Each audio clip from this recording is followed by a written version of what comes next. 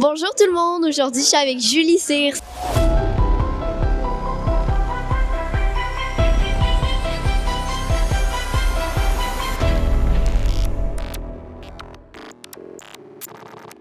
Ça va bien? Ça va bien, toi, Gabi? Oui, très bien. Bon, commençons. Première question. Dans Supranormaux, vous dites vouloir offrir aux jeunes Friends d'horreur une série pensée pour eux. Qu'est-ce qui vous attire le plus? Faire pour fun, créer un malaise ou rencontrer une aventure avec une menace surnaturelle? Ben, je pense que c'est un petit peu tout ça. Pour vrai, moi, ce que je voulais, c'est parce que vraiment, dans les salons du livre, on s'est rendu compte que les jeunes voulaient de l'horreur. Ouais. Fait que là, je me suis dit, OK, faut que je leur donne ce qu'ils veulent, mais en même temps, faut pas que je les empêche de dormir. Parce que, tu sais, il y a un âge où est-ce que tu peux leur en donner, il n'y a pas de problème. Tu sais, bon, il y a des petites exceptions comme toi, mais bon. Mais sinon, en général, les jeunes veulent de l'horreur, mais justement, ils veulent pas, justement, faire des cauchemars toute la nuit, puis les parents non plus, ils veulent pas que les jeunes fassent des cauchemars toute la nuit. Fait que, dans le fond, c'est un petit peu ça. C'est ça le défi, c'est ça qui est le fun. C'est justement d'aller tout entremêler ça, leur créer une histoire où est-ce qu'ils vont se sentir interpellés, puis en même temps, penser à qu'est-ce qui leur fait peur à eux. Fait que c'est vraiment le mélange de tout ça là, que j'aime écrire. OK, ouais. Bon, deuxième question. Dans Supranormaux 2, Gabi et la bête ont une scène très ciné, nuit dehors, puis une énorme bête aux yeux jaunes qui surgit. Comment construisez-vous la tension pour que ce soit intense, mais adapté aux ados sans perdre le rythme? Ben, il y a deux scènes où est-ce que vraiment il y a une attaque un peu plus spéciale. Donc, la première, quand tout commence.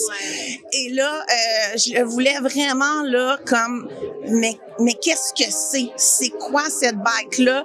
Le principe de, mon Dieu, c'est fini, là. Tu sais, notre dernière heure est sonnée.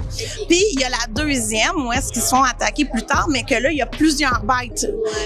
Oui, dans son fond, dans celle-là. Et elle n'existait pas, cette scène-là, au départ. Tu sais, c'est vraiment, elle n'existait pas, elle a été rajoutée. C'est qu'on était là, puis on se disait, OK, est-ce qu'on a été assez loin, justement, dans l'horreur? Est-ce qu'on essaie de mettre un petit suspense de plus? Fait que c'est là qu'on a comme un peu embarqué. Ben, on peut. Ou est-ce que j'ai un peu plus, comme, augmenté mon rythme, puis que là, j'ai dit, OK, je dis, on part avec ça. Fait que c'est vraiment l'atmosphère, justement, qu'on veut créer. C'est, est-ce que, moi, je sais que quand je me promène le soir toute seule avec les lampadaires, là, c'est pas là que je me sens le plus safe. Fait que je me dis, si moi, une adulte, je me sens pas super safe le soir tout seul avec juste des lampadaires, je me dis que les jeunes non plus, ils triperont pas. C'est vrai, je suis d'accord. Troisième question. Supranormaux 4, Gabi et le cauchemar commencent avec un cri dans la nuit et la sensation que les adultes ne réagissent pas. Est-ce que vous aimez jouer avec l'idée que l'horreur vit aussi dans l'insolent, dans l'insolement?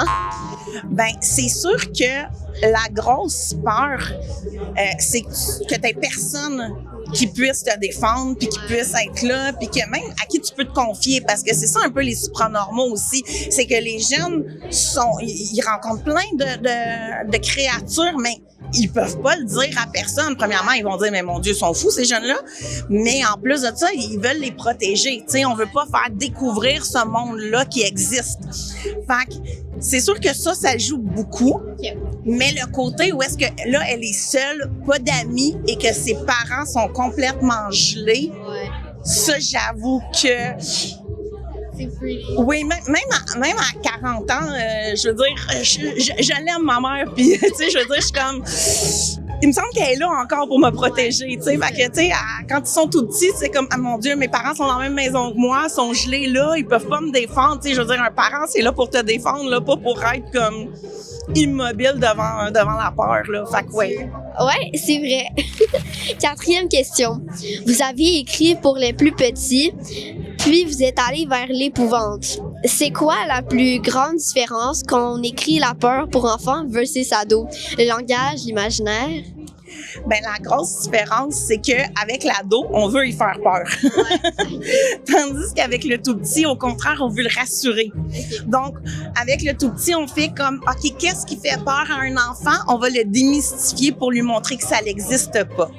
Donc, dans Jessie a peur des monstres, c'est qu'il se couche le soir, il voit des monstres, il sait que ça n'existe pas, mais il a peur quand même. Fait que c'est vraiment de venir démystifier le monstre, de dire, les ombres que tu vois, regarde, c'est des jouets, c'est un arbre dehors, il faut pas avoir peur, tu sais, et de se rassurer avec un objet qui, lui, est son toutou. Tandis que l'ado, lui, tu fais comme, ah, ouais, il y a peut-être un monstre pour vrai en dessous de ton lit. Et là, la différence. OK. Bon, dernière question. Dans une entrevue, vous mentionnez écrire aussi de la science-fiction et de l'horreur. Si vous aviez carte blanche pour un projet qui mélange les deux, ce serait quoi le « what if » central à quel type d'émotion que vous voudriez provoquer? Je pense que le principe, dans ce que j'ai écrit, là, science-fiction un peu, c'était comme un style Barbe Bleue, mais des temps modernes. Donc, c'était un homme qui enfermait l'esprit des femmes dans des ordinateurs. Et là, ça, j'avoue que c'est le genre de choses qu'avec toute l'avancée technologique, avec toutes ces choses-là, c'est quelque chose que j'avoue qui m'interpelle beaucoup. Jusqu'où ça va pouvoir aller tout ça. Oui. Oh là là, intéressant. Bon, ben merci beaucoup, Julie, pour ton temps et on se voit. On se voit Régulièrement, ma belle Gabi. Toujours un plaisir de te rencontrer. Merci.